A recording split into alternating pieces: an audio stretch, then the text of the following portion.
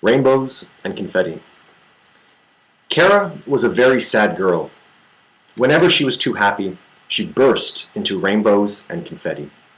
She ruined weddings. She ruined birthday parties. She even ruined quiet moments with books and hot chocolate. She ruined every and any moment in which happiness could be found.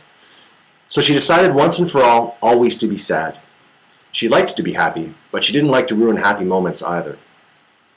One day, Kara was sitting in the bushes in the deepest, darkest corner of her least favorite park when an old man sat on a bench near her. Right away, Kara knew he was a nice old man, by the way he walked, the dishevelment of his cardigan, and the grubbiness of his slippers. He also made an agreeable sound when he finished his struggle to sit. He sat for a long while looking out across the grass, which was a patchwork of sunlight and the shadows of trees. He resettled himself, took a wrapped candy from his pocket, carefully unwrapped it, and gently placed the candy in his mouth. He then smoothed and folded the wrapper before placing it in his pocket. He sat for another long while, looking at his hands, one thumb rubbing tiny circles over the nail of the other. But finally, the old man took out an old, dog-eared photograph, and right away, Kara knew by the way he held it that it was a perfect picture of his beautiful and deceased wife. The old man cradled the old photo in his palms. Love radiated from his eyes. Kara saw a smile turn at the corner of his old tired lips, even as a tear formed in one eye, and despite her best efforts, Kara exploded into rainbows and confetti.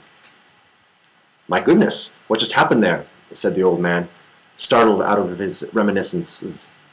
When he saw the rainbows and confetti fluttering all around him, after a moment he smiled and said, "Yes, I do have reason to be happy." Once Kara had collected herself, she stood sheepishly at the knee of the old man. "I'm sorry," she apologized. "It made me so happy to see you remember your wife with such fondness. I will be so happy if I can cherish and be cherished like you just cherished." She pinched herself hard to make sure she didn't explode again. "Please don't apologize, sweet girl," replied the old man, smiling from within an old nest of wrinkles. "I want to thank you. I've been coming here for months, and until this moment, I never saw how much happiness could and should be experienced in my memories of Trish and our life together. Truly, you are a gift, child." From that day on, Kara never again forced herself to be sad, and whenever people complained that her happiness was too disruptive, she always replied, "You probably didn't even realize that in this moment you could be happy." And you know what? She was always right.